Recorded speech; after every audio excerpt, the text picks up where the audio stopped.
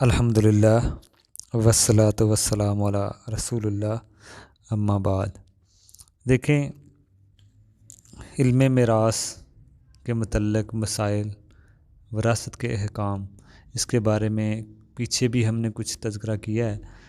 جیسے مشترکہ خاندان کے بارے میں ہم دیکھ رہے ہیں کہ اس میں جو وراثت کے مسائل ہیں کہ اگر مشترکہ خاندان میں رہ رہے ہیں، باپ ابھی زندہ ہے تو ابھی کسی کا حق نہیں بنتا، باپ کے مرنے کے بعد ہی حق بنتا ہے بچوں کو۔ یہ چیز کو سمجھا جائے، اور بہتر شکل یہی ہے کہ باپ مرنے کے بعد کی ہی وصیت کرے مال بانٹنے کی، ایسے نہیں ہے کہ زندگی میں کر دے۔ اگر زندگی میں کرنا تو پھر برابر برابر اس شرط کے ساتھ سبھی کو دے اپنا مال بچوں میں۔ لیکن بھائی جو ہے نا وہ اپنا مال تو بانٹ سکتے ہیں لیکن باپ کا نہیں، کیونکہ باپ ابھی زندہ ہے تو زندگی میں وراثت نہیں ہوتی۔ اللہ نے جو نظام رکھا ہے اس کے اوپر ہی رہا جائے۔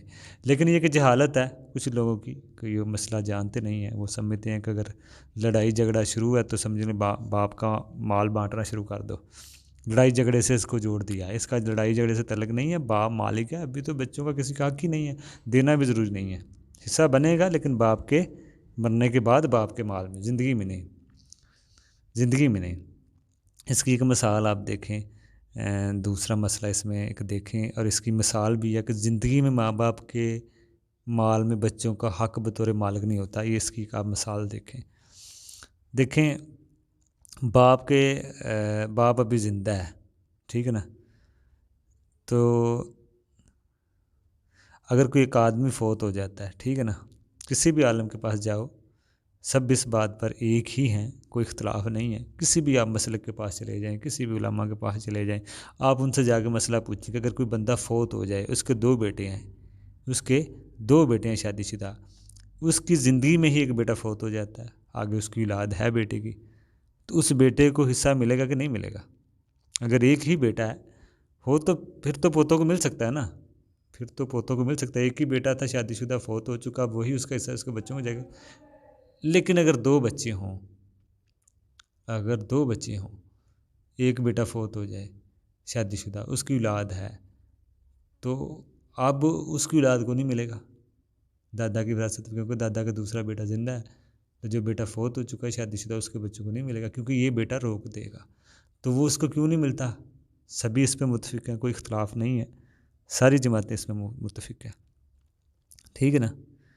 تو یہ اسی وجہ سے کہ وہ اس ٹائم پہ فوت ہوا جب اس کا حصہ ہی نہیں بنا تھا، ٹھیک ہے نا۔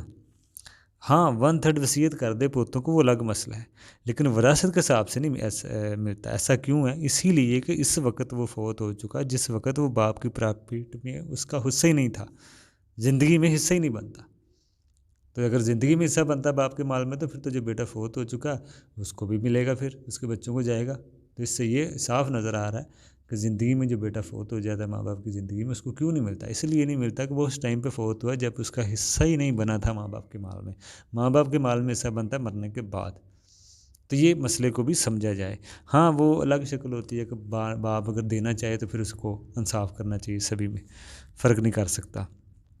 باقی بعض بیٹے ہوتے ہیں مسئلے کو جانتے نہیں ہیں، وہ جھگڑا شروع ہوتا ہے گھر میں تو وہ سمجھتے ہیں، بیٹا کہتا ہے کہ ابا جی ہمارا حصہ دو، اور باپ کو بھی بعض کا علم نہیں ہوتا، ماں باپ کو بھی اس طرح کے علم نہیں ہوتے، وہ سمجھتے ہیں کہ شاید حصہ بن گیا ان کا، تو وہ کہیں گے کون سا؟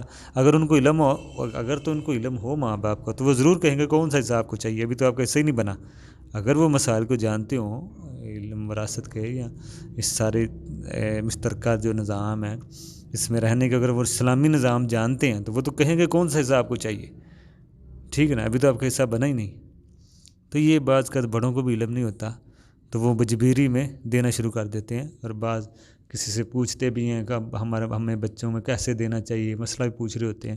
اب ان کو علم نہیں ہوتا، اس سے صاف یہ بات نظر آ رہی ہوتی ہے۔ بعض لوگ سوال کرتے ہیں، میرے پاس اکثر اس طرح کے سوال آئے ہیں کہ میں اپنی زندگی میں اپنے بچوں کو مال دینا چاہتا ہوں، اور مجھے یہ بتائیں کہ میرا اپنا حصہ اس میں کیا ہے، میرا اپنا حصہ اس میں کس طرح بنتا ہے؟ تو اس سوال سے صاف نظر آ رہا ہے کہ اس کو کچھ علم نہیں ہے، اس باپ کو کوئی علم نہیں ہے کہ ابھی تو سارا آپ کا ہے، ابھی جو آپ کا اپنا مال ہے، آپ نے کمایا ہے یا آپ کے اپنے باپ سے ملا ہے یا کہیں سے بھی ملا ہے، آپ کا اپنا ہے، تو وہ تو سارا آپ کا دینا ضروری نہیں ہے، لیکن وہ پوچھ رہا ہوتا ہے میں کتنا حصہ رکھوں. جیسے اگر کسی نے زمین بیچ دی تو وہ پوچھ رہا ہوگا میں نے 10-20 لاکھ کی زمین بیچی ہے، اب میں بچوں میں بانٹنا چاہتا ہوں تو میں اپنا حصہ کتنا رکھوں. حالانکہ وہ سارا رکھ سکتا ہے، لیکن چلیں جتنا بھی اس نے اپنی خوشی سے بانٹنا ہے بچوں میں، حق سمجھتے ہوئے نہیں، ویسے خوشی سے دینا چاہتا ہے یا بچوں کے مانگنے پہ خوشی خوشی دے دے، تو جتنا بھی بانٹنا چاہتا ہے چاہے آدھا بانٹ دے، 1/3 بانٹ دے، 2/3 بانٹ دے، وہ برابر برابر. لیکن صحیح مسئلہ تو یہی ہے کہ جو اللہ نے نظام رکھا ہے وراثت کا وہ سب سے بیسٹ ہے. لیکن اب یہ مسئلہ یہ اختلافی نہیں ہے.